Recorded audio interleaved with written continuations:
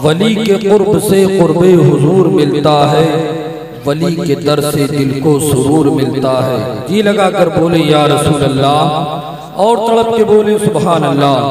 ولی کے قرب سے قرب حضور ملتا ہے، ولی کے در سے دل کو سرور ملتا ہے، اور ولی کے قدموں پہ قلب و جگر نثار کرو، ولی کے قدموں پہ قلب و جگر نثار کرو، ولی کے عشق کا بدلہ ضرور ملتا ہے، ولی کے عشق کا بدلہ ضرور ملتا ہے۔ رب قدیر قرآن عظیم کے اندر ارشاد فرماتا ہے یا ایھا الذین آمنوا اتقوا اللہ، اے ایمان والو اللہ سے ڈرو، وابتغوا الیہ الوسیلہ، اور اس کی طرف وسیلہ تلاش کرو۔ علماء کرام جلوہ فگن ہیں، ایک بات تو سمجھ میں آتی ہے، اے ایمان والو اللہ سے ڈرو، کیونکہ اس سے ڈرنا چاہیے، مگر دوسری جو بات ہے اس کی طرف وسیلہ تلاش کرو۔ اور آپ دیکھ رہے ہیں لفظ وابتغوا، یہ امر کا صیغہ ہے، اس کے اندر معنی وجوبیت ہے، یعنی وسیلے کو لازمی پکڑنے کا حکم دیا گیا ہے۔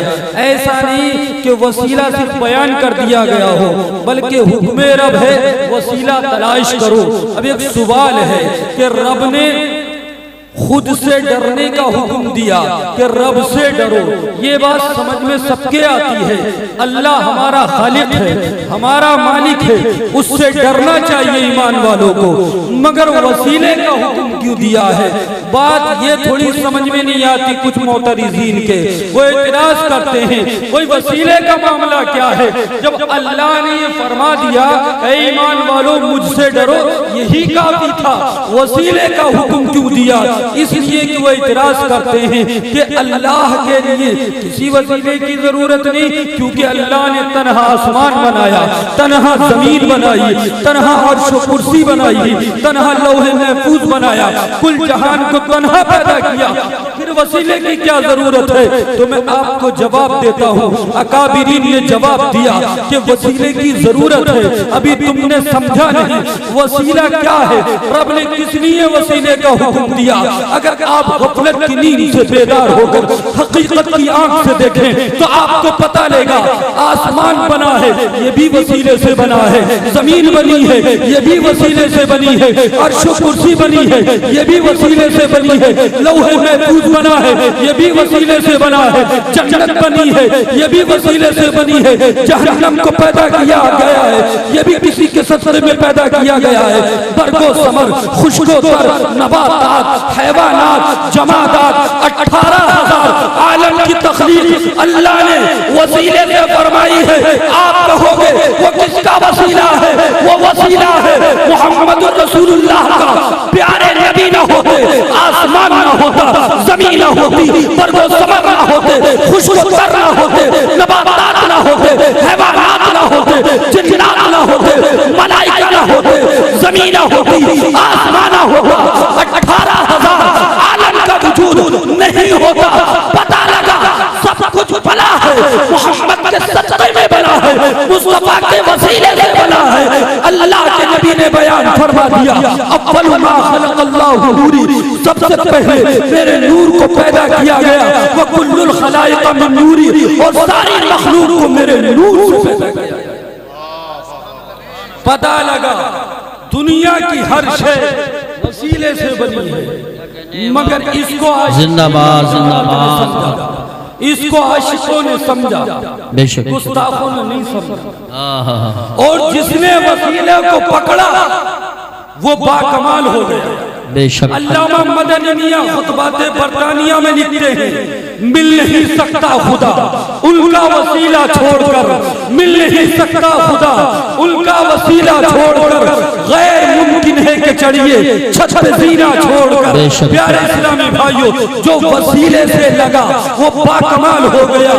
آپ نے دیکھا نہیں قطب الدین جب خواجہ معین الدین کے دامن سے لگے، جب دامن سے چھپتے، جب خواجہ کو وسیلہ بنا لیا، اپنا پیر بنا لیا، ایسے چمکے کہ آپ نے دیکھا دہلی دہلی کا بادشاہ ہے سلطان شمس الدین التمش، وہ بھی قطب الدین کا مرید ہے اور ایسا مرید ہے کہ بڑی محبت کرتا ہے۔ میں یہ بتانا چاہتا ہوں جو وسیلے کے قائل ہیں وہ بھور سے نکل جاتے ہیں، جو وسیلے کے قائل ہیں وہ بیماریوں سے نجات پا لیتے ہیں، جو وسیلے کے قائل ہیں پریشانیوں سے نکل جاتے ہیں، وسیلے کے قائل ہیں وہ ساری دنیا کی تکلیفوں سے نکل جاتے ہیں، جو وسیلے کے قائل ہیں وہ قبر کے اندھیرے سے نکل جاتے ہیں، جو وسیلے کے قائل ہیں وہ حشر کی تکلیف سے بچ جائیں گے۔ اس لیے کہ قطب الدین بختیار کاکی بیان کرتے ہیں ایک مرتبہ میں ایک باغ کے اندر بادشاہ کے ساتھ سیر کر رہا تھا، تفریح کر رہا تھا، اسی دوران ایک خاتون روتی ہوئی بلکتی ہوئی سسکتی ہوئی اس باغ کے اندر داخل ہو جاتی ہے۔ فیض المصطفیٰ تیقی لکھتے ہیں جب وہ چیختی ہوئی آئی، چلاتی ہوئی آئی اور بادشاہ کے قدموں میں گر کر کہتی ہے ہائے میں برباد ہو گئی، میں تباہ ہو گئی، میری عصمت لوٹ لی گئی، میری عزت کو تار تار کر دیا گیا۔ بادشاہ نے کہا کون ہے ایسا جو ہمارے ہوتے ہوئے کسی خاتون کی عصمت کو لوٹے، ہمارے ہوتے ہوئے کسی خاتون کی عزت کو پار پار کرے؟ تو اس نے کہا اگر میں نام لے دوں گی تو کیا تم اس کو سزا دو گے؟ اس کو سزا دو گے؟ کہا ہاں میں اس کو سزا دوں گا۔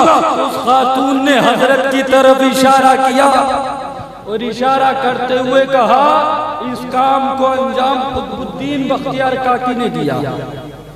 اللہ! جب اتنا سنا تو قطب الدین بختیار کاکی کا کلیجہ ہل گیا، اس لیے کہ آپ نے وہ جرم کیا ہی نہیں تھا۔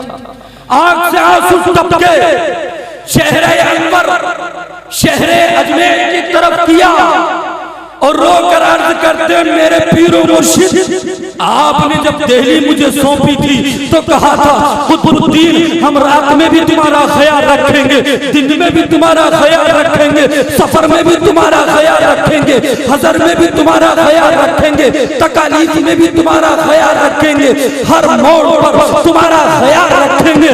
آج قطب الدین کی عزت تار تار ہو رہی ہے۔ پیر و مرشد نظر کرم فرمائیے، جب رو کر کہتے ہیں اللہ اکبر، کتاب میں لکھا ہے ایک ہوا چلتی ہے اور اسی ہوا میں خواجہ غریب نواز آنن پانن اس باغ کے اندر جلوہ فکن ہو۔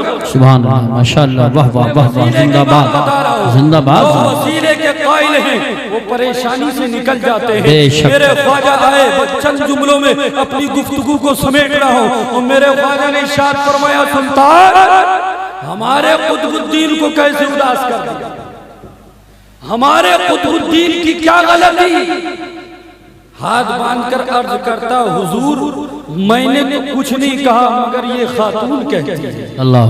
خواجہ غریب نواز کو جلا لایا اور خاتون کے شکم کی طرف اپنی انگلی کا اشارہ کیا اور ارشاد فرماتے ہیں اے بچے تو ہی بتا تیرا باپ کون ہے؟